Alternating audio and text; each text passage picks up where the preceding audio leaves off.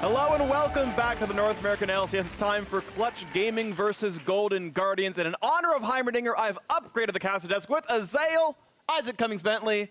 Somehow I got brought in as well, so some downgrades, but that's okay. How you doing? Be my turret. I am your turret. Tell me what to shoot at, hit a grenade, and a beam is coming out. It's jump into the starting lineups. On the blue side for this one is going to be Clutch Gaming. Same roster they've had all year long. Solo in top lane, LirA in the jungle, Febiven in mid, Apollo in bot lane alongside Hakuho at support with their coach, David Lim. And against them today on the red side is going to be Golden Guardians. In the top lane, Lourlo. In the jungle, Contractz. Mid lane, Mickey. Bot and support going to be Deftly and Matt with Coach Talon. And this is going to be a fun match to watch. Clutch Gaming return with Apollo, who is possibly having the very best split of his career, highlighted by him being the NALCS kill leader still 3 weeks in. He's sitting at 37 kills, which is pretty enormous alongside some very prestigious company there. And he has normally been this really consistent bot laner for the team. People look to him and say, yeah, he's steady. He always adds something, but he's not usually the star of the team. He's not usually the carry of the team. And this split, things are changing. People are looking to Apollo as the big star for Clutch. Yeah, I think it's been absolutely massive, and it's nice to see him kind of rise up throughout the ranks. He's been around for a very, very long time, since I believe summer 2013. Now, of course, he's going to look up to rack more kills up against Golden Guardians, who might be the third team today to bring out the Donger. Yeah, it's definitely possible. I mean, Deftly was coached by Heisendong, which resulted in Golden Guardians drawing Heimer bans previously, and also started a lot of the conversation kind of about Heimer in NA. You know, there was a lot of people watching that, and they started getting coached by Heisendong as well, including Jat. So, yep. You know, if teams leave it up, this could be a way for them to kind of break their losing streak. We'll see how prepared Deftly is on it, since he was one of the early adapters, but you know, Golden Guardians is on a 3-game losing streak. They went from 2-1 to 2-4. They're still, you know, on pace for a better record than they had last split, but you know, they want to get back to their winning ways, and they have to really find kind of some change to be able to do it. Yeah, and they were hoping kind of coming into the split that Mickey coming in for High was going to be that change. The meme everyone gives is imagine what they could do with 5 good players, and for a time it did look that way, but Mickey's not been quite, I feel like, delivering the same stellar results as an individual that maybe they were expecting out of here. You're seeing, you know, bright points from Lourlo, who has a good landing phase start, but then doesn't quite convert. Deftly and Matt had some insane games at the end of the spring split, and they started saying, okay, wow, this is a super sick bot lane, but it's still just not quite coming together. They've had, again, glimpses of greatness, but because it's consistency, obviously not there yet for Golden Guardians. And it'll be really interesting because, you know, on the other side of the table, Clutch, you know, coming out of week 3, they actually took down TL, and they're the only team to beat TL playing standard, right? You know, TL did have their one loss, but everyone was kind of like, oh, well, that was the Vladimir, that was those other issues going on. But they did beat them straight up in week 3, and we're kind of the first team to do that. So certainly coming off of a strong win, but everyone has had quite a bit of time to prepare and scrim and practice during Rift Rivals and during that off week for the remaining teams. So, of course, we are into this one, and let's see what has happened. 8-13, this will be the first look for these two teams on the patch, of course. 8-13 with the extra balanced micro patch. Aatrox very, very strong. No surprises, first ban red side here. Golden Guardians have learned what so many NA teams wish they had learned a week ago, but that's where we are here. Yeah, no Heimer for Deftly once again. So people are at least respecting him on it enough to throw those bans his way. We'll see if he ever does get it, and we'll be able to kind of be given that opportunity to perform. But this is a couple games now that has been banned against Deftly. All right, and of course, Swain very quickly grabbed up here as pretty much a favorite here for Febiven. This will be his 4th game on the champion. It's going to feel pretty nice for him. Of course, a 3-3 record for Clutch, hoping to keep that one going in the positive direction, and they're expected to against Golden Guardians here. And we'll see what else comes through in the lineup. Yeah, and while it is expected to go to Febiven, certainly possible it could go to Apollo. We do see it in the bot lane quite a lot, but Apollo really has just the one non-marksman game on Vladimir. I do like Mundo here if you are going to blind pick top anyway. Grabbing Mundo early, I think, is one of the safest guys you can do it on.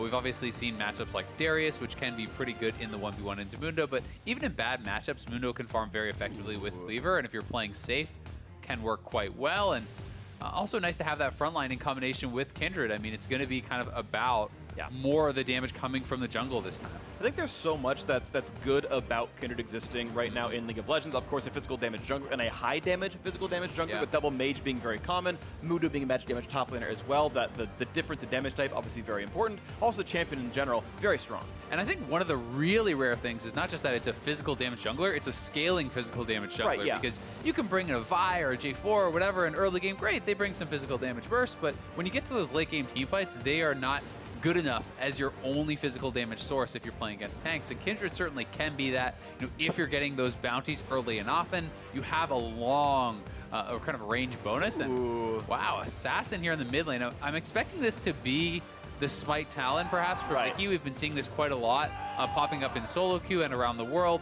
And he does swap over to Smite there. So this is going to be heavily about, you know, so you can start your own Raptors with a Talisman, get level 2, immediately go to lane, and trying to be pushing up, stealing your opponent's Raptors, harassing your opponent in the jungle. And I've actually played a couple of self-funnel games in the last week or so, Diana and Talon being my favorite ones for it. It's actually very easy to get the in-jungle mana regen buff. If you're in the river, you get it. If you're, like, to the side of the lane, you get it. You can just stand in lane, but like slightly behind the wall, and you get like 10 mana per second back from Talisman because you're technically in the jungle. In the shade of the jungle. Yeah, you got some trees in the vision. There's like some vines swinging back and forth, so it's very easy to get the extra stats. And yeah, it's the strategy we're kind of calling self-funnel, I feel like, and that's what I've seen it online, where exactly you're going once in a while to poach some camps away, but not quite that same sort of 2v1 lane you were seeing with the more conventional funneling earlier in the split. And one of the big things to me that I'm kind of using to track how successful this is how many of your opponent's camps you're actually taking away. Because I've seen far too many pro games of mid-smite where the person,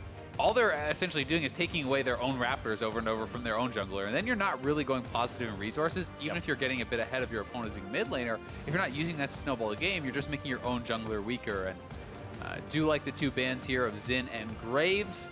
Two of the worst matchups I find for Kindred. Graves just has such high early bursts. He's very, very effective at actually dueling Kindred, and even post 6. You often cannot outburst the Graves out of your ultimate. Jhin, also another champion that really makes it hard for you to challenge for those bounties. Very easy to chase down and kill Kindred in those early levels. So, you know, a lot really feeling like it's focused around this plan. You have an aggressive mid laner who can push up, who can help to challenge for bounties alongside this Kindred. You ban out some of the most effective jungle picks against Kindred, and you're really saying, hey, Contractz needs to get strong this game and have a big impact. And I actually like this Gragas pick right here from LirA. Of course, Gragas got some buffs very, very recently, quite a strong champ, but also is a soft counter pick to Kindred. When they pop the ultimate, when Lamb's Spike comes down, you throw in the cask, all the enemies get pushed off the circle, they can now take lethal damage, you kill them off, and it's been in the past a great matchup before, and now Apollo on, I believe, his single most played champion in LCS history, Varus, though it is his first of the split. Yeah, there's actually a few of these champions that do have positive interactions against a Kindred ult. Morgana can stand in the middle and time your soul shackles, so the second actually portion of the soul shackles goes off as the ultimate expires. Swain can channel the ultimate in the middle of that and try to time your R2 for the explosion coming out. So there are a lot of those that you're gonna have to be careful about. We are going to get to see a Jhin Soraka bot lane. We haven't been seeing a lot of Jhin, but you know, even something I saw Zyrene talking about recently with some of the Halo Blades interactions with Jhin and how effective that can be. I have been seeing on live even a lot of Stormrazor plus Rapid Fire Rush on Jhin for that really powerful 200% crit on your first auto, kind of poking people out and going for more of an early game power, but you can still go more standard crit builds. You can go full lethality. There certainly are a couple options on the table here for the Jhin. This is going to be pretty nice. I do expect to see Halo Blades on this champion. Definitely his first Jhin pick of the split as well. But I am very excited to see a few new faces now in Champ. Some returning, absolutely, of course, but going to be a very fun one to watch for a self-funnel Talon in the mid lane for Mickey. This is a very aggressive player, a very risk-loving player. He can go 10-0, he can go 0-10, and of course, Golden Guard is hoping for the 10-0 start for him.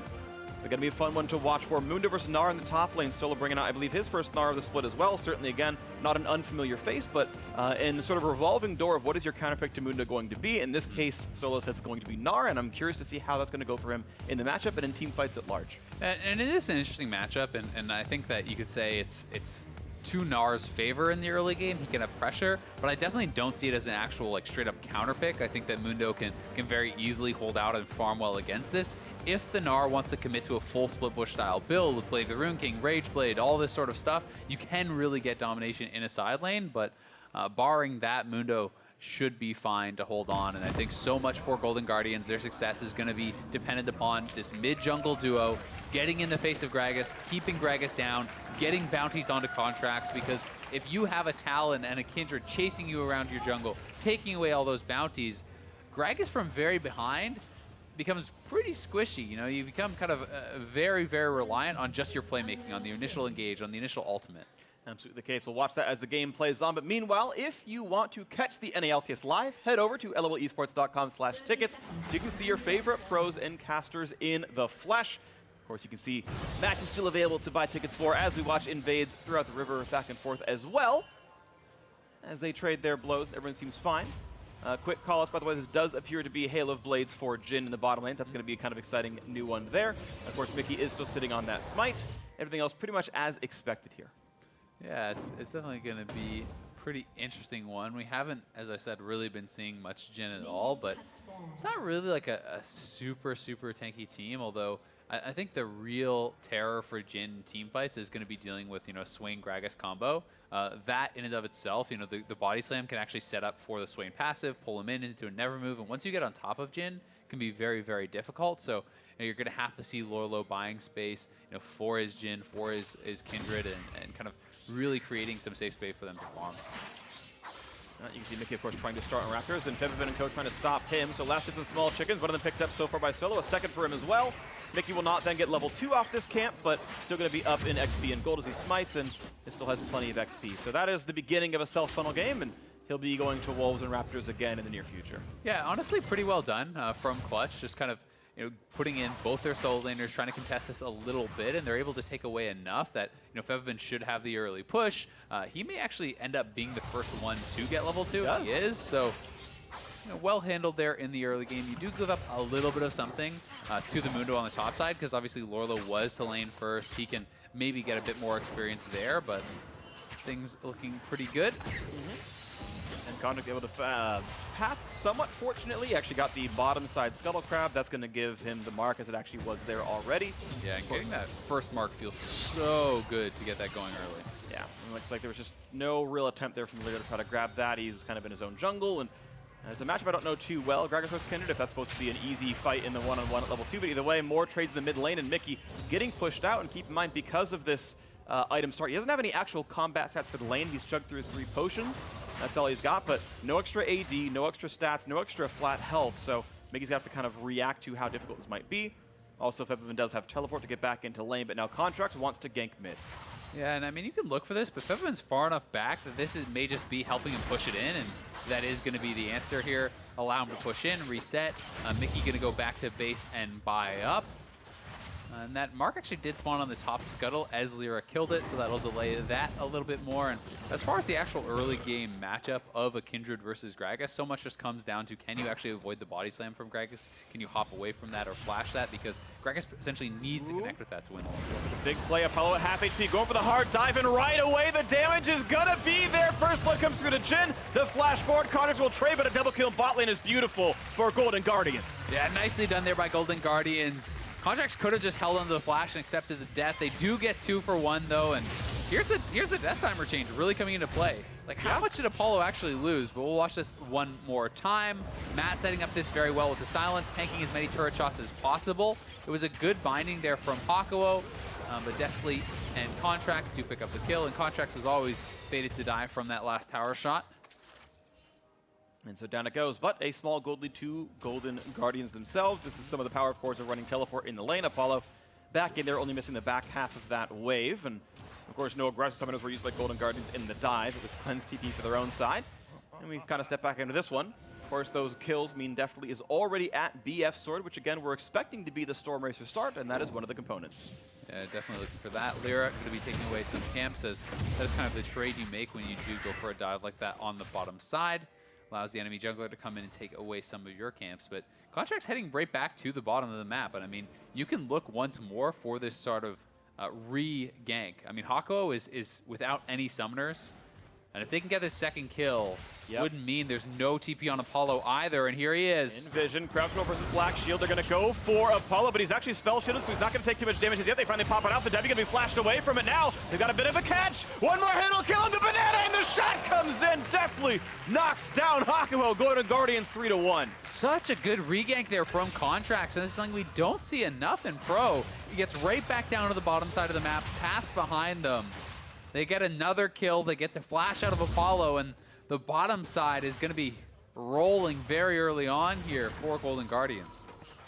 Beautiful stuff. This is a duo lane that we were giving a lot of credit to and was good at the end of Spring Split. I And I gotta give him a lot of props for continuing a pretty high level of dominance, especially against one of NA's very best and sort of historically best duo lanes in Apollo and Hakuho. I kind of think everyone gives them respect as a great duo, and with these Contractz ganks, they are definitely building a lead for Golden Guardians. Yeah, and I think that's where a lot of the credit needs to go is to Contractz, right? Because, you know, it's not been about the 2v2, it's been about the 3v2, it's been about these ganks coming in from Contractz, and LirA has really been nowhere to be seen. He's level 5, you know, he is farming fairly well on the Gragas, but, you know, Gragas has one of the strongest level 3 ganks in the game, right? You know, when you hit that level 3, the body slam flash, you can look for those early plays, and had he been there to counter gank either of those ganks, might be looking at a very different game.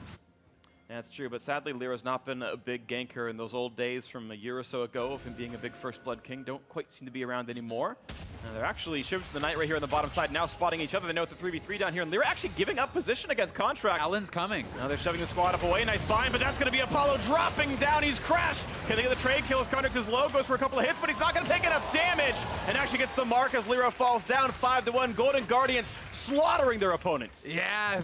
Clutch couldn't stay around because Talon was on the roam here and the TP came in, but way too late to actually answer.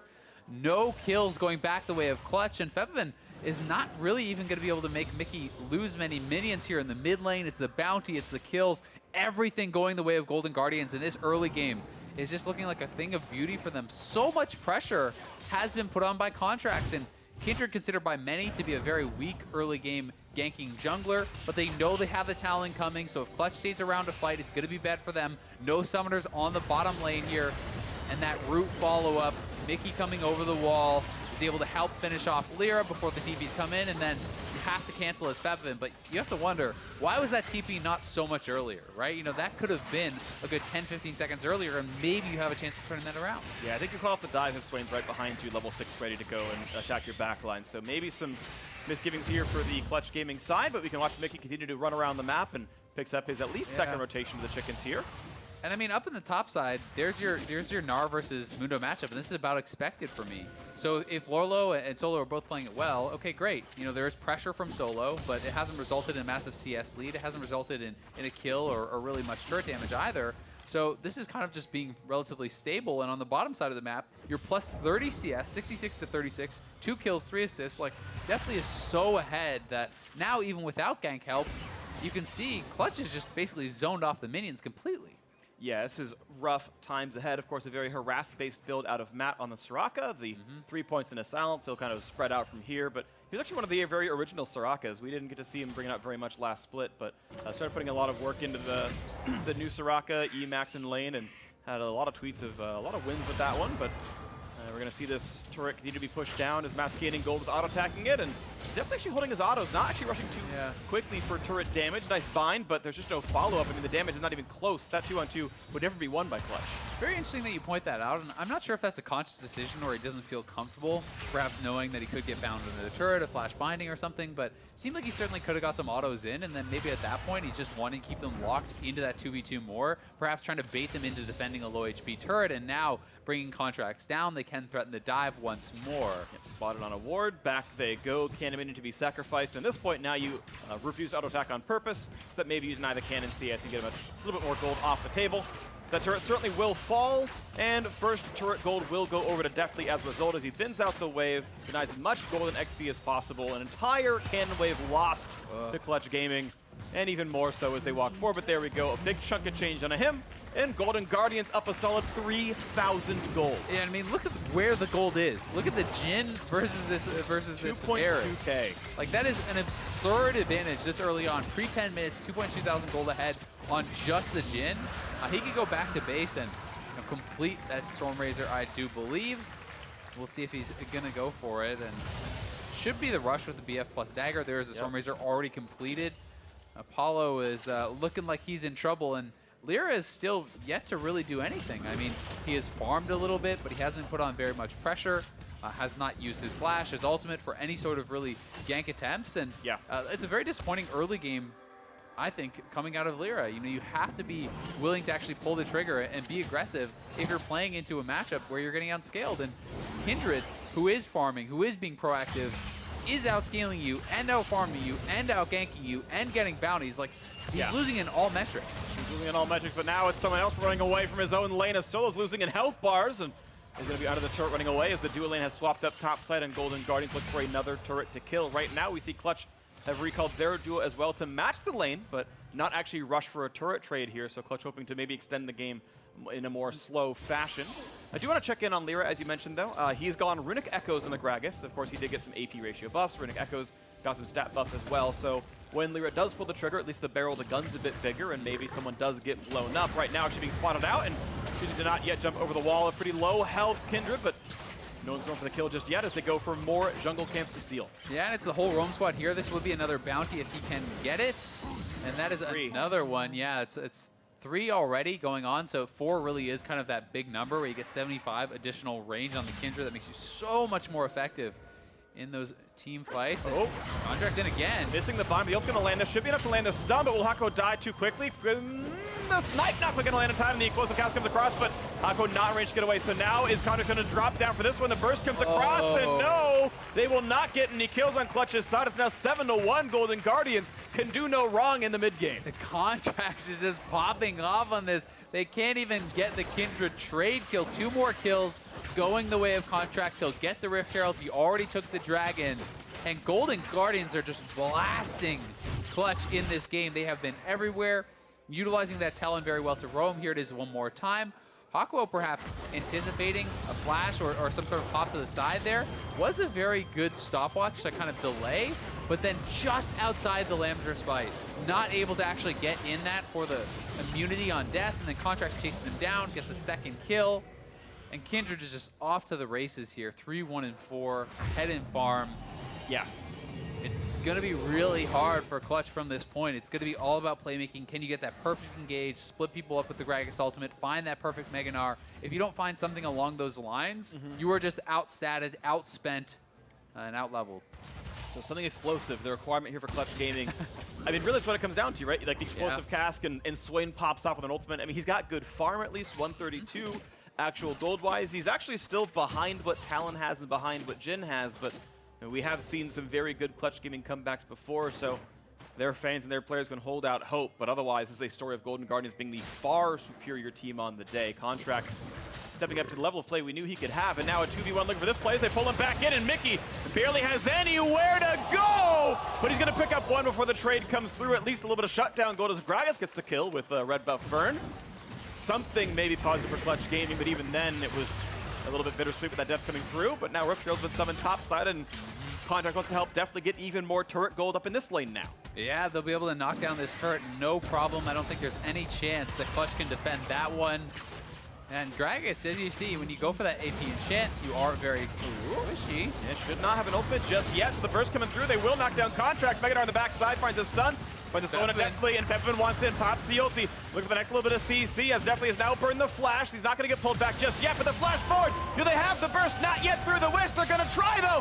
One more hit. The heals come through. Switch back to Maddie, gets one. And now the chaser for Deftly. Kites around to the side, will stay in. Goes here. And now Mundo. Lourlo in a 1 versus 3. Looking for the damage up when the curtain ball comes across. Mickey back in here as well, saying, I'm here with the rest of the gang. They get a trade kill, 1-for-1 back and forth. Now Febiven on the run. Gets shot up. Can Mickey flash? Yes, he can. Gets another kill through. And now the trade back in. The damage coming across. Looks for the kill. They are going to find that one as Mickey jumps forward and gets killed for the attempt. Clutch Gaming finally do come out ahead on something. A bloodbath in the top lane there. Clutch fully committing to a play on the top side of the map, knowing they need to make something happen, and they are able to get some of these kills back.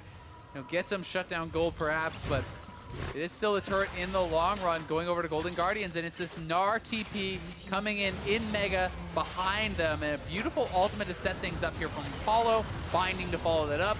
The Kindred ultimate is not available, and chasing them down here. Febiven committing so heavily to this. Matt and Deftly, though, did a really good job surviving, juking out on the never move, saving the ultimate there from Kindred, then flashing out on the binding, and you know, Matt really did delay as long as possible, and the move speed from the swiftness boots, plus that Jhin, of course, shot did buy a lot of time for Lourlo to then get over here, for Mickey to actually get back up to the play, and they're able to trade back a couple of kills. Still, it is kills positive for Clutch, but when you add the turret in, you have to say it's probably still a pretty even split.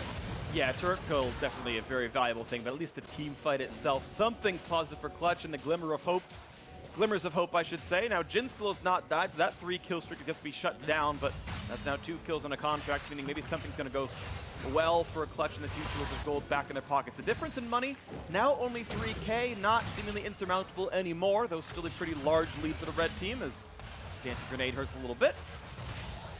And it's still going to be, you know, even with a closer gold lead, it's going to be about the initial engage. Can you find that great pick at the start? If you can't, double marksmen here are going to be able to put out so much consistent damage. And Talon, you know, we talked about some of the kind of bonuses that Clutch has coming out of that Kindred ultimate, but Talon can do similar things. Talon has a lot of AoE damage, has a lot of burst, and if you are actually all camping grouped up on that ultimate and he still has his burst available, that can be pretty frightening. So, you know, when that Kindred ultimate is used and which team is actually able to position to better take advantage of that is going to be so massive in the team fights. AoE definitely a big name in this game, and burst damage is going to be pretty volatile here. Again, Contractz on the Kindred can make teammates and enemies alike immune to death, caps them at 10% max HP, but with the Gragas explosive cast can push them right off and make that damage come through all the same.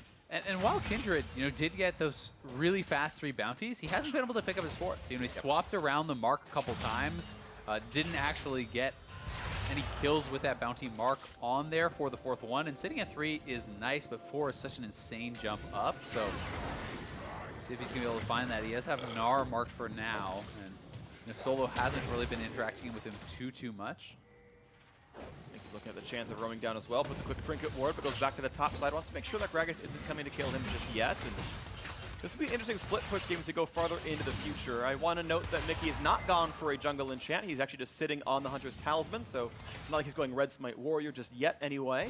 But also Febiven will have teleport back up in about 1.5 minutes, 2 minutes, and that's going to be a sort of map advantage, because Mickey's summoner right now doesn't do anything in team fights, whereas Febiven does, and that can be something that matters when you get into the 5-on-5s a bit later on to this one. And Solo has done a pretty good job actually starting to really get some turret damage down and starting to open up a bigger CS advantage. Building that early Executioners is going to help a lot. And we're going to see where the Zerker's Greaves is actually going to go. If that's just going to be, where the Dagger is going to go. If that's going to be into Zerker Greaves or Blade the Rune King or even Rage Blade. We have seen very heavily committed to these side push style builds. And you know, if Solo wants to continue building for that, you know, Lourlo at some point has to be building MR to actually deal with the team fights, and that's where it can start to get tricky because your opponent is building purely for the 1v1 and you're building kind of more for the team fight and utility, and you can start to really fall behind in that arms race. You can indeed. So always keep track of the map, keep track of where your opponents are going, and make sure you keep your farm up and you watch for the fight. So far, 2 Drakes to 0. Golden Guardians have not been able to push the pace much more quickly. The game started out 2-0 in turrets. But top lane Outer, you saw a little while ago, was solo pushed by Apollo. No one was there to defend him. And as you mentioned a little bit ago, Solo having a pretty good time in the bot lane up against Lourlo. You can see on the minimap how dark that turret is at bottom Outer. That is a very low health, below 1/3 HP turret. Something that can die without too much difficulty. In fact, the gold now only at 2,500. Yeah. The Guardians losing a grip here. Yeah, they really are. They're allowing Clutch to kind of find advantages, to slow it down, to really, you know, keep Golden Guardians sitting back, and the longer you give them, the less that gold lead actually means. Golden Guardians still does have some very strong points to fight around, though. If you're looking over at the Jhin, 2 completed items to just the Blade of the Rune King really here on Apollo, and you know, now they need to be able to find ways to kind of fight around their advantages or to continue extending them. And they haven't really been able to continually be in their opponent's face and take more bounties away, take more camps away. So it has really kind of gone into this more slow-paced, stabilized style situation. You can see a trade now on the left-hand side. Mickey at half HP being chased down by Febiven again. Just cannot seem to stand up in these fights right now. He's able to shove the waves, no problem. He's obviously going to stay alive. Yeah, I mean, Talon definitely can't 1v1 a Swain unless the Swain is either really behind or doesn't have a Zhonya's or a stopwatch or anything along those lines. As long as you use a well-timed stopwatch, which you know, Febiven does have, and he's building towards that Zhonya's, has ultimate well. Oh, well, TP out. Wired out. Yeah, no way to stop him, so, you know, out he goes. Not a huge problem, but that is Solo now missing a 5-minute long cooldown. Hoping for a trap, but turns out the Hunter was the hunted as Contractz came down. Yeah, exactly. Still a well-played gank there from Contractz getting out the TP. May net them some sort of advantage, and they could look to try to pressure a bit more around the top side of the map, get the scuttle, get some Baron vision, and be able to kind of perhaps draw them into a less preferential play. Contractz really wants to get this 4th mark, and he should be able to. Only have to auto that a couple times before it's actually in smite range, since it is so weak. Gonna be pretty nice. Now going for the ulti with that. Oh, almost get Matt. Explosive cast pushes them out, and here comes attempted snipes. Oh. Almost gonna land, but still wishes down, and the chase is in. That is a great flash. As Body Slam comes in and claims another kill for Clutch Gaming, 7-10. Control seems to have flipped over to the blue side. Yeah, beautiful play there from Clutch. Capitalizing on the fact that Contractz wanted to get that 4th bounty. He did get it, but it cost them a kill here onto Matt. It ends up costing them the mid turret in the extended trade as well. But they do have Talon pushing out in the in the top lane towards that tier 2. Looking to now cut off Febiven to at least delay him and just kind of slow him down from getting over there. Pretty good damage. Even through invisibility, the rest of those shots are all tossed in the fog of war. And once again, Mickey, half HP. He gets to shove the waves consistently. He gets the map pressure, but he's not able to 1v1 and make anyone afraid of him. And here it is one more time. Golden Guardians just needs to back off. And Matt trying to walk in for some harass, but honestly, just very poor pathing there from Matt. He was walking into multiple people, then had to retreat back away because they don't have mid lane priority, and sets up for this beautiful body slam splash there from LirA. I think they could have just straight up walked out through the river immediately after taking the bounty, and perhaps kept their mid lane turret alive, kept their summoners, and even kept Matt's life. Well, those could be catastrophic mistakes as Clutch Gaming took down mid lane outer turret. Mickey again finding himself alone. Good flashlights gets away and can hop around to the walls based on move speed. He slowly parkours away, but now there's a fight for this buff, and Matt desperately giving health over to Mickey. And that's Mickey without an ultimate here available for this very important fight. So much of it is going to be about Deftly. A lot of the strength of Golden Guardians is on this Jhin, and he needs to stay safe and have a strong fight. Much too early for LirA. Picked up actually fairly conveniently. This one for Contractz. He walks away, and now an Infernal Drake added to the elemental list. Everything but Mountain that spawn in this game. And at least it's a neutral buff for Golden Guardians. That does mean something. Gold lead still sitting at 2K, but part of the jungle going to be taken out. Yep, just continue to push this out, using the smite on the cannon to push that even faster, and going to be able to create some side lane pressure with this, and also hopefully for the Talon, you then find people on the rotation that you can maybe pick off. Ooh, Mickey. Take that fight. Yep, out he goes. Vision of Empire sees a running assassin. Now goes Mickey, as it shouldn't be too much of an issue for Evan to clear up the wave. Yeah, it is frustrating to deal with, though, constantly having to go down to these side lanes and deal with that. And you know, Mickey is going to be able to then get back to his team faster because he has the mobility boots, because he has this parkour ability. We'll see how effective he's going to be, but tracking some of these important item completions, you can see Solo has continually gone for this more split push 1v1 style build. The Executioners plus that Blade of the Rune King are going to be so effective against the Mundo, in addition to Black Cleaver and everything that brings. And as I said, Lourlo has to start itemizing for MR, because you can't go into a fight against Swain and Varus and Morgana and Gragas without any magic resistance and expect to live. But that is not necessarily the most effective in the straight up 1v1 against Solo. So that is kind of what he's going to have to deal with in the struggle for him.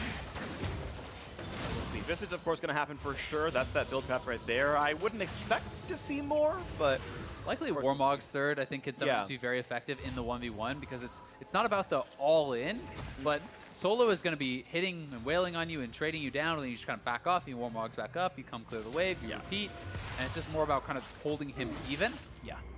We'll kind of fall back in lane gracefully. Now Mickey, again, looking for a sort of back line play, cleared away some wards. Actually knew he was around because the Death Blade did trigger, but still, the Flake's not going to come through for much of anything, and it goes back to shoving the lane. And again, this is actually twice in a row now I've seen the wave reach the turret, and no one is yet in range to stop this. So, though the mid-game has looked pretty good for Clutch, this could actually be quite good. Febiven getting a bit low, has to pop his Hourglass, has to pop his ultimate as well. Mickey just out there, and again, denying some of this farm. Yeah, Mickey has been really good at this run-and-gun style of playing. Like, he's not really expecting to kill Febiven there, but he's wasting his time. He's making sure more of the minions are dying to that turret, and they're pressuring in the mid lane with a very strong four-man squad. You have kind of the support of Soraka, you have two marksmen, you have the Mundo to tank for them, and Mickey is threatening a flank on the side. Yeah. Hard to go in without your ult, though. It is hard to go in, and also he's like running through controls while doing so Clutch Gaming were acutely aware what was happening, but still, props to Mickey. He's now grown a very large CS lead. He's plus 20 farm right now.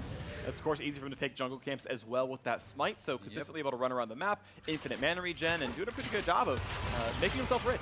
Yeah, we'll have to see if it ever comes down to that straight-up 5v5 team fight, how effective he can be, because it can be difficult to really find the right angle. You know, as an assassin in some of these team fights, you know, compared to someone like the Swain. And also have to give a little bit of props to LirA. I do like the Frozen Heart quite a lot as a build against this double marksman team. Attack speed very effective there. to kind of reduce some of that. And LirA has been one of the pros I find sometimes guilty of very poor item builds, so this is a positive one here. See the bot lane action in full view. Lourlo walks away, goes back to mostly full health, and the wave will continue to be pushed, but Solo is very close to knocking that turret down. It's been at 10% for a while, but this might be the wave it falls. Right now, there is a Talon coming down. Yeah, they're going to try to actually fight for this, so Lourlo's going to try to move up and aggressively wave clear this, but he's going into Mega. I don't know if you want this. Mega Gnar, Talon is here with the ultimate on. He's going to try to get out of range of Mega Gnar and does so cleanly, but where can Solo actually go? He comes in. There is a Black Shield of Febiven here to join in as well, and now Mickey is running, but if he doesn't take aggro, he's still got that extra move speed from both Cloud and Mobies, and back over the wall he goes, and Mickey gets bound, body slam, no explosive cast just yet, but Blue Spike buys a lot of space as Mickey body slammed again. There's the cast, there's the kill. LirA is on a rampage. Jungle support duo kill. The chase is on. Contractz rooted in place. Pulled back in and now to wait it all out. He jumps backwards, gets found. Why did you flash? I'm not quite sure. Had nowhere to go. 2-0, and Clutch Gaming have basically tied up this game. And I mean, why was Contractz there in the first place? You knew that was a losing play. You know that all Mickey is trying to do is actually get out. Now you've just given up Baron. I mean, the jungler just died. A mid laner could have afforded to actually give up his life there, but now it's going to be a Clutch Gaming Baron start. We'll see if Golden Guardians can hang on. I think it's going to be very tough in this 3v5 to stop them. So LirA has no smite for the next 20 seconds or so, 30 or so, but none of the smites for the other squad are alive, so it'll be down to good old-fashioned damage output. Jhin might be very good at this one, so watch out for this play goes, because again, there is no smite. It's going to be a bit close. They got to body block all these shots. Is it going to be sneaky W all over again? They're not quite blocking at all. It got close. But Apollo, true to what he's done for years, secures the neutral objective when the rest of anyone else could not. And out goes Clutch Gaming. Baron recalls, no casualties for the play. And Golden Guardians just had such a beautiful start to this game, but you know, such a disappointing mid game. And I don't really get why you're bringing down you know, the Kindred and the Mundo to this fight. It's looking like it is a pretty clearly lost fight. It is 4 members already here. The 5th member is actually closer. So what can Contractz really do here? And he's trying to actually stay around, harass them, you know, maybe buy a little bit of time for Mickey, but gets caught by the vision of the Empire, gets rooted up, and then, you know, wasted flash. There's no way you're getting out of this one. Just giving up a freebie, honestly, and that's such a costly death for him to have. You know, maybe it's worth, you know, Matt being over there and trying to buy a little time for him to get out, but that is your jungler. Your other smite is already down, and Baron was on the table that late in the game. Golden Guardians have really kind of given away so much this game after such a beautiful start. We're going to keep trying to stack things up. Second Cloud Drake on the table. As Deficio knows, Cloud Drakes are great. Shout out all Cloud Drake enthusiasts throughout the world. Shout out EU LCS, Golden Guardians, 2 Clouds, Infernal, and Ocean. There's something there. But Gold basically now equal. Baron buff still on, I believe, everyone on Clutch. And they're likely to start losing turrets very, very soon. Yeah, and Deftly is still really strong. I mean, he is on those 3 items, has the IE, so there are things that are still going well for Golden Guardians, but they haven't really been able to kind of pull it together. And you know, they're obviously committed to this split push, run and gun style from the Talon, trying to avoid the straight up 5v5. But it's very hard to do that against Baron because the waves get so difficult to clear out. Mundo cannot actually stall a Gnar very effectively because Mundo can't clear out Baroned up minions very well. The rotation comes over, Clutch Gaming kind of picking up all the scraps along the way. You can see the wolves being taken right here by LirA without any issue, but they've pulled over Febiven. He's dealing some damage right there. Mega Gnar recall comes through. Solo walking off to the side. Looks like he's going to be the one on backside duty as he has TP to rejoin. He's the one going to be on the defensive side of the map. Mickey looking forward. He's going to find a bit of a slow towards Hakuho and actually jumps over the wall. He wants in for this one. Look at the damage up, but there the bleed might still be enough through the hourglass. He runs away and just barely stays up, and now comes the hard engage. And they found Febiven. The silence stopped him from doing much of anything. Over the wall they go, but LirA, his days are numbered. The health bar quite low as well. The snipes coming through, looking for another kill. As Golden Guardians might just find one more. Contractz wants in, gets away from the bind. 2 more autos would get this kill. That's going to be the route in place. They will get this one picked up. A 2-0 team fight, and now they want a little bit more. Mickey on the backside, Apollo Black Shield on, but that's not going to block any of Talon's damage. Mickey's just kind of corralling them here. He's blocking off their exit to get back to base, and all of Golden Guardians is chasing them down. Check a Talon death for every marksman ever. That's going to be one picked up, and Hakuho absolutely nowhere to go. That's a very aggressive Lamb's Respite, and now a tower dive still makes it close. He picks up one, a trade, the flash forward. Matt gets one, but still, ace for one. Golden Guardians come out well ahead. And that is one of the best fights I've seen in a long time there from Mickey. The individual performance on the Talon was incredible. Such a good job finding the initial play, being able to dance around the fight, corralling the members of Clutch Gaming without ever actually getting caught himself. That was really, really incredible stuff there from Mickey, and it felt like he has kind of pulled them back from the precipice of defeat. They're up against this Baron buff. It felt like their lead was slipping away, and this fight was honestly just amazing from Mickey. Finds Hakuho over the wall, commits to the play, gets out almost all of his health, but 99% of his health, then pulling the ultimate through everyone, jumping over the wall as LirA was going for the body slam there, avoiding that, back in on LirA. Then dodging down again, flashing out from Apollo while hitting the rake slow onto him. Always sticking with the play here on the bottom side of your screen now. He's making sure that Clutch Gaming is cut off completely. These are the retreat paths that get Clutch out safely. He doesn't even have to kill them. He just continuously stalks them on the side. If they face check, they will get killed, as Apollo eventually does. And this fight was just straight up incredible for Mickey. I think that's the best play I've seen him make in the NALCS. Yeah, that's definitely really nice to the backside of that one. Flanking them, making sure they got corralled into a full ace. Beautifully done. Now, back to this 3,000 goalie. The Golden Guardians have been slipping away for 20 minutes. Now again, a hard engage. Jumps away, will not be summoned Morgana, but the stopwatch going to buy enough time. Hourglass burn through, no big deal there. Out goes LirA, pushed out. But a big root coming through from Apollo, a big stun as well, but Mundo not an easy one to kill. They're going to let Golden Guardians walk away from this one. Yeah, we also have to remember now that we have Contractz on 3 items. He has not really stacked up that many bounties. He's at 5, but he has 3 items. He has that Black Cleaver as well as the Hurricane, and he's going to be able to put out a lot of damage in these team fights just as a 3-item marksman with that 575 range from his initial core bounties. And this style is working out so well from Mickey. He's going to have to likely run. He's going to go for it. Going in. He gets the wish. The bleed is enough. God. Mickey does so freaking much damage. He killed a Gnar in the top lane. Sure, not a lot of tank items, but still wins that duel. Shout out Matt for the wish, and now an turret will fall. That's going to be a bind lamp despite by a few more seconds. Contractz will stay alive and be healthy here, but that could have been a bit dangerous. Yeah, but another nice pick there on the side from Mickey. As he called it out, gets the wish from Soraka. The ultimate comes in, and he has the confidence to go back in, and he's already moving up to the top side of the map to get that wave pushing. He has just been everywhere for Golden Guardian. Such a strong playmaker in this game. Solo looking for the 1v1. Starts off with such a huge advantage here, getting the face check out of Brush. Then look at that burst. Yeah. The 3rd hit bleed. That passive coming in from Talon is just insane with that much AD. Numbers on that ability, absolutely insane.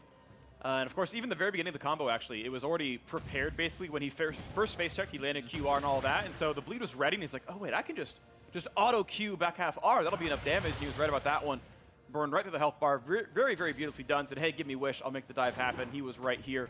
So 5,000 gold now. The lead Golden Guardian 6-5 turrets. Once again, looking for this play. Big chunk of burst right there. Febiven this time around, not perturbed. Going to dive forward. Look for a little bit more as he goes right back out, but ult for ult, and that is probably a bit easier to stomach as the Talon shorter cooldown and really less opportunity cost there. Yeah, I mean, it's a 96-second cooldown for the Swain ultimate. 31 seconds on Talon ultimate right now with this 40% CDR that he has. So he's in and out of the fight so ridiculously quick. The ultimate has such an incredibly low cooldown, and he has just been so damn annoying. Yes, he can't win the straight-up 1v1 into the Swain with cooldowns, but faked out the cooldown, goes back out. His ultimate is already ready again, and he can continue the style. He has really been executing it very, very well, not getting caught, but he is on a ward now. That's a bind. This could be death. No, pops QSS, gets right back out, but now watch out for Gnar. Has to take Black Shield. Gnar jump away. It's going to be more of a chase. Not just yet. Golden Guardian is able to walk backwards, but Baron is alive for them, and map control is theirs for this. And Baron could go down very, very fast to this double marksman team if they get on it. Infernal is also on the map, and Golden Guardians may want to go for the Infernal as they already have 4 straight dragons. Getting double Infernal would be very nice for this double marksman plus assassin teams. 3 of the champions that are going to be very effective with that bonus AD. All right, so what's the call right now? Golden Guardians can rush down Baron. Clutch could choose to try to stop Baron or simply take a free Infernal Drake and withstand the Baron buff right now. Drake, they're going to try to stop. Yeah, Baron being started, and the team's going to start walking forward. Trinket is going to go for the 5v5. This is a very important climactic fight right now. Rising actions led to this. Contractz lurks forward. Lourlo finds this slow. This could be Febiven being very, very cautious. Has to flash away. And of course, not yet an ultimate. Is down for 20 more seconds because of the earlier plays out of Mickey. Cannot team fight very well. Now buying time, not a bad thing for Febiven as he wants that ultimate back from cooldown. And now it will be for round 2 of the Baron fight. Once again, attempts towards the pit. Mickey right in the very front. Look for that. Oh, that was close. LirA cannot quite get that body slam though. Mickey's still waiting in the wings. Look for that route. They get that one onto Hakuho's Morgana. Ult's gonna miss. Look for the backline. Solo down half HP. Black Shield not gonna help him very much. LirA can jump forward. And once again, Contractz pushed away, but now with the team segmented, this could get very dangerous. Now 2 at half HP. LirA low. Solo as well. Another route comes through. Yeah, and Mickey is actually pinging down towards the bottom side of the map. He pushed out mid. He could go over to the Infernal.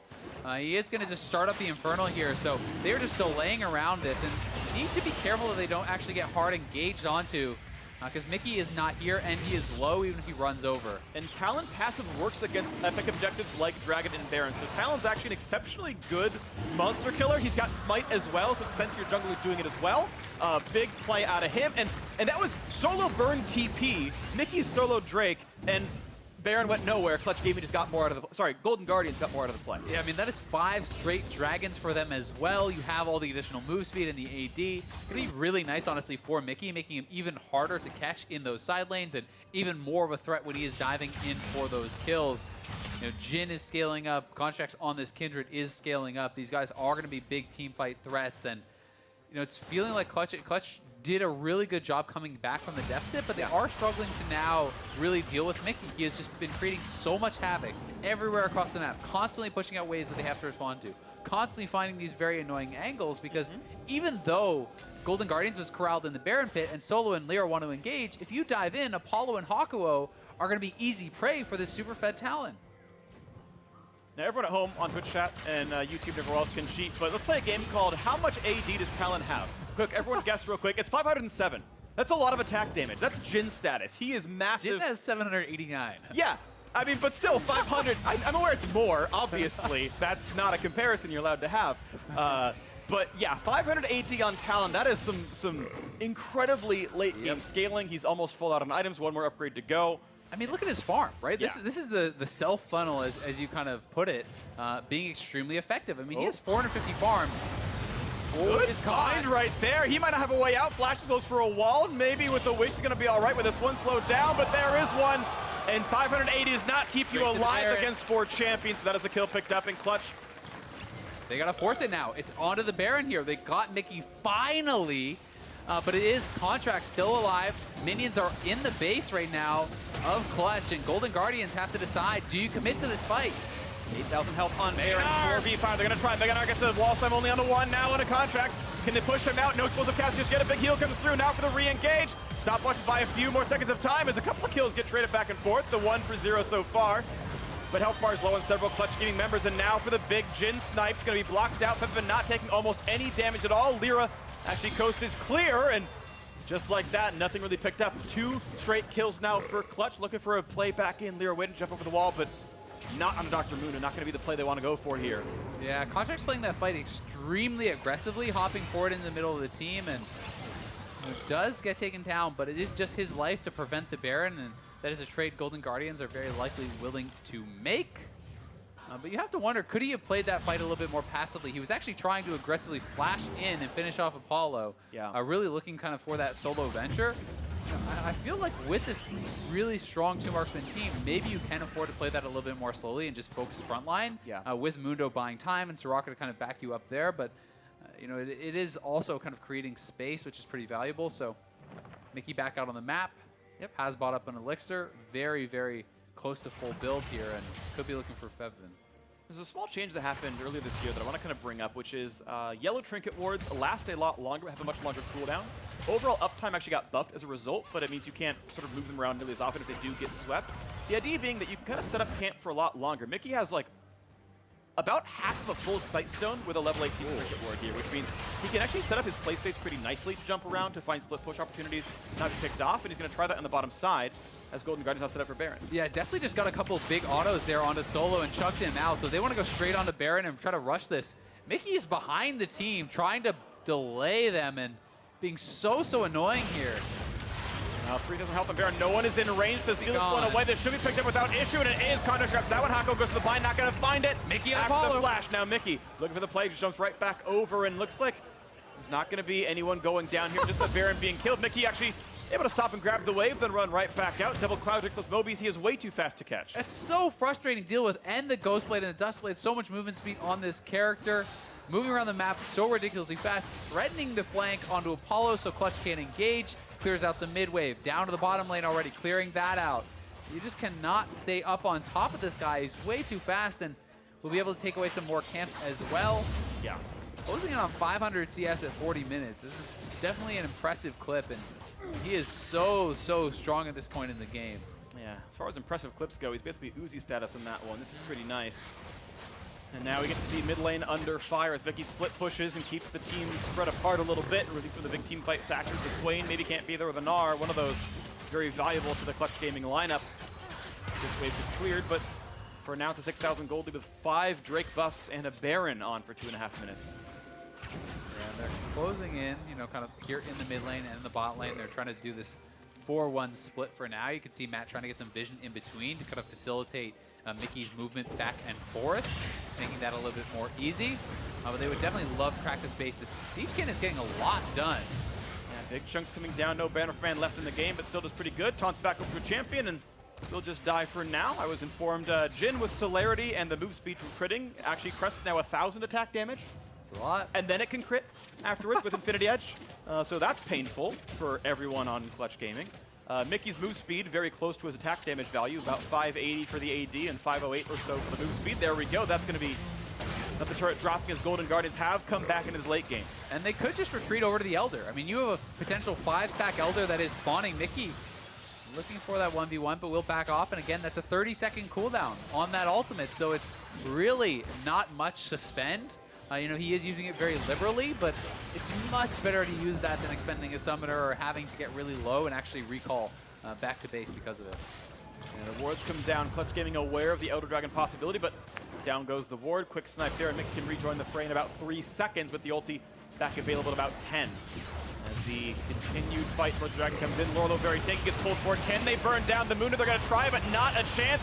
He's just fine. Now Mickey in the wings. Can he be invisible as he runs away? No, Solo's going to drop a 1 for 0 as Mickey does kite it out, but a trade as Contractz falls. Another one comes through, actually. 2 for 1 so far. Golden Guardians winning this one, and Mickey, once again, looking for the corralment, looking to knock them down. Febiven pops Azonia's Hourglass, but where is he even going to go? Sniped in, a double kill for Dr. Mundo. Lourlo catching into that one, 20-13, as there's only 1 member standing for Clutch. And they could just try to end the game here straight up. They still have the Baron buff available. They are in the base. 50 seconds on Febiven. Mickey's going! The flash in, an easy kill for the Talon who's so fed. This is Golden Guardians picking it up 3-4 in the standings. They will tie with Clutch so far in this first round robin. 7 games in. Golden Guardians hoping to find a successful season, successful split. They're on their way now. And what a performance from Mickey. That game was a thing of beauty from the Talon.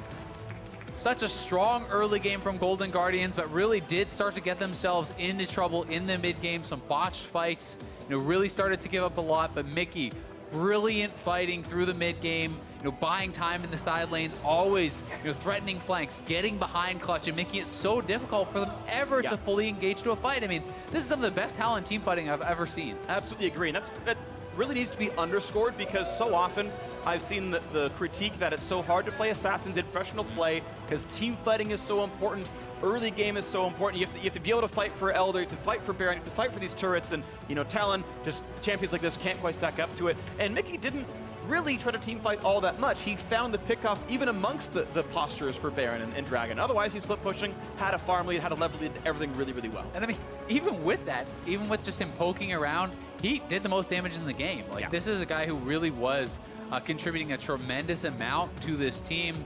Such impressive map movement, and I completely agree. You know, people talk a lot about how difficult it is to play Assassins, and I think he made it look pretty easy that game. I think it was so impressive to see. And most of the time when I'm watching Talons, I feel like, you know, they go in, it's a one-way trip. He was able to dance around the outside of those fights so incredibly well and really be so annoying. and he did it without relying on Guardian Angel or stopwatch, any of that kind of stuff. Maybe he got a stopwatch at one point in the game, but he had QSS as his way out. Otherwise, relying on Azult, relying on Youmu's, and played those fights so well. Again, I want to kind of just continue underscoring what a good play it was. Of course, the game was more than just like the last 5 minutes. It was a 43-minute game. The very beginning of it was some great bot lane dives. Shout out hugely to Deftly and Matt for getting the 2-on-2 push. And it's another game I've seen where they have the sort of coordinated tower dive where the push comes in, two Contractz coming down, and getting that the first blood double kill. Yeah, I mean, Contractz definitely strong early game. I think left something to be desired in the later stages, but still a good performance and a big win for the Golden Guardians. Big win, 3-4 is the record. So now to hear more from Golden Guardians, I'll be standing by with an interview and the victorious jungler Hunter. Thanks, guys. Contractz, congratulations on that win. It did not look like Clutch wanted to give it to you guys, so how were you able to pull through? Honestly, that one was a real struggle for us. It was just like a lot of... We weren't very patient in our play, and we felt very rushed in game when we didn't need to. And it definitely showed. We were making a lot of plays that were not in our favor, or we were just very sloppy this game. I want to ask you a little bit about your Kindred pick, because it seems like you kind of popped off on her. The only other time we saw her really was Dardoch having some success in Rift Rivals. So why was she a good pick for today? I think Kindred's just OP right now. I mean, she's not really balanced, so you kind of... I don't know. She wins every 1v1 jungle matchup. She has insane early pressure. It's kind of just up to how strong you get, whether or not like your marks spawn in good spots or not, but yeah. Well, looking at Golden Guardians over the split, you guys had a pretty good start and then a little bit of a stumble. So what are you guys doing to get back into the groove? Well, last split wasn't very good for us, and even in the beginning, we were having a lot of struggles, like in team communication and team macro, but I think the last couple weeks of practice have been really well for us. This 2-week break was really helpful, and I think it showed on stage today somewhat. Do you have any personal obstacles that you are tackling or have tackled? Just cleaning up my play personally. I've been pretty sloppy these past like 7 months in the LCS so far, so I'm just looking to clean up my play. Well, Contractz, thank you. And for more on the game, let's hear from the State Farm Analyst Desk. Thank you very much, Avli. Golden Guardians picking up the victory, but as Contractz said, it didn't necessarily come easy, and there was a bit of sloppiness in there to follow what for 7 months. For 7 months. To follow what was a tremendous early game put together by them, though. Before we dive into that early game, I do want to take a look at the comps, how they kind of fell in favor of either team at the end of Champions. I really like Golden Guardians draft. I think they're showing that they are really experimenting with the 8-13 stuff. There's the Jhin pick, which has exploded in popularity. There were 3 of them in Academy yesterday. The Talon with Smite in the mid lane has been really good, as well as the Kindred pick you heard Contractz talking about. So just not balanced. Just not balanced. According to him. The good in-depth analysis. But yeah, I really like this team comp. I think it synergizes together in a lot of ways too. You have the Soraka heal to get people once they come out of the Kindred ult. All this stuff makes a lot of sense to me. Yeah, and I think Clutch Gaming picked absurdly to comfort.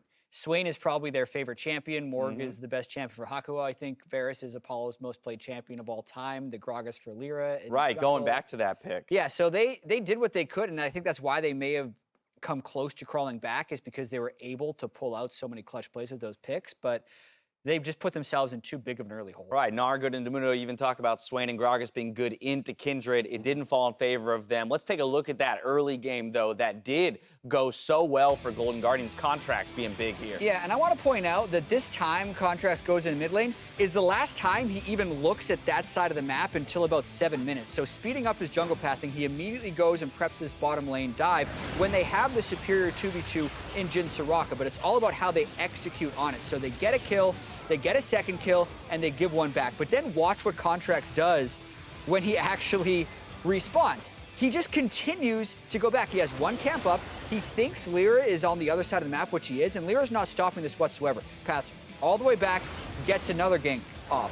But the thing with this is LirA's nowhere to be found. They're already down summoner spells, so it's good to punish that. And if you don't have to stop the camp, don't stop the camp. He goes Gromp, he goes Scuttle, he plays the control ward, and guess what?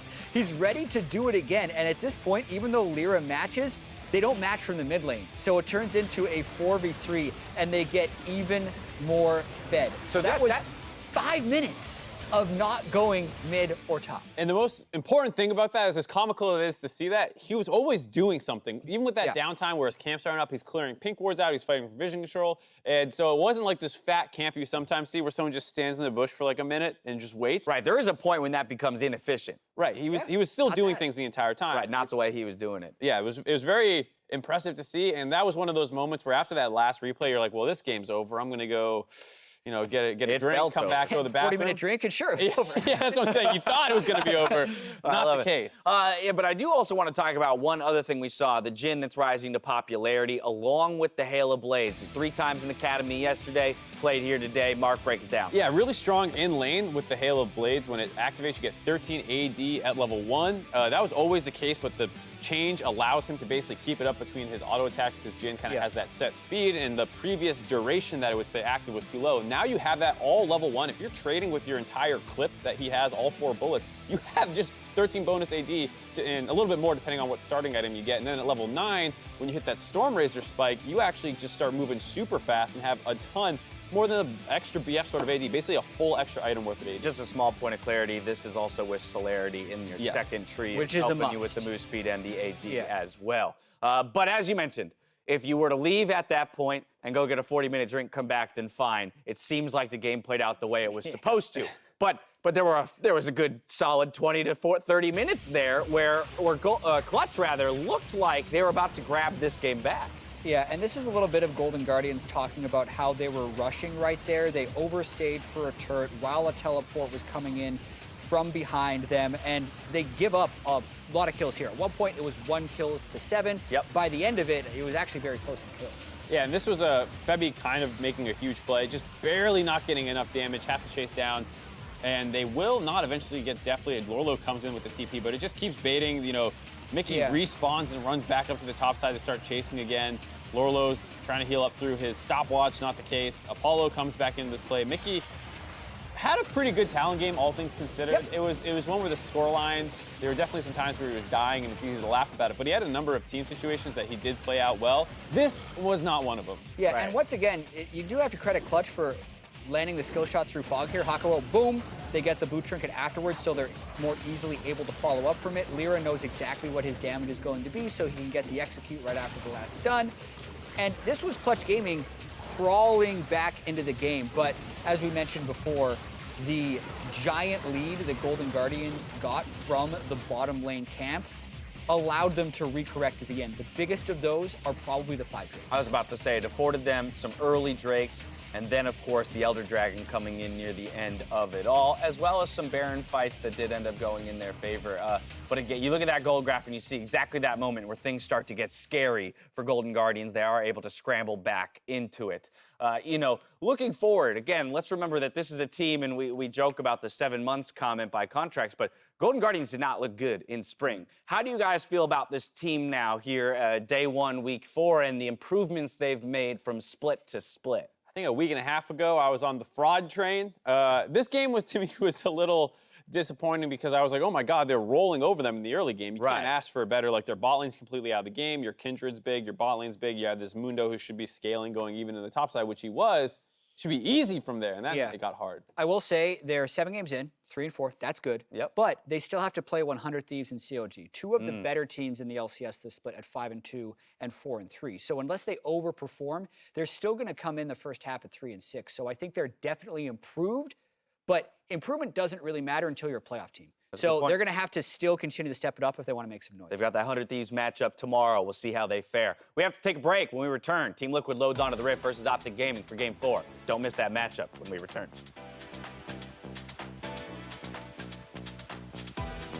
Hey, look, just wait up Mega, wait up Mega. They're fine. So fine. Help him. We're fine. This is really good fight. Really good fight. This is good. I can help Mickey. We go forward. Go forward. Yeah, we won.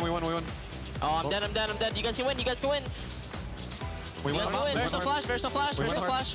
You guys can go. Nice, we win. Hey, let's go, boys. Good shit. Welcome back to Assist of the Week. During the Rift Rivals match of Fnatic and Echo Fox, Whippo was looking for a kill. Diving under the turret to take down Altec was all but executed. As Bwipo went in, Adrian answered with a clutch Stand United. Realizing the danger of the situation, Bwipo started to flee with Echo Fox on his tail. Just before Adrian could connect his taunt, Hylissang landed a skewer, allowing Bwipo enough time to get to safety. Find the taunt, Hylissang goes to the bone skewer and stops him mid-dash. Beautiful play, good.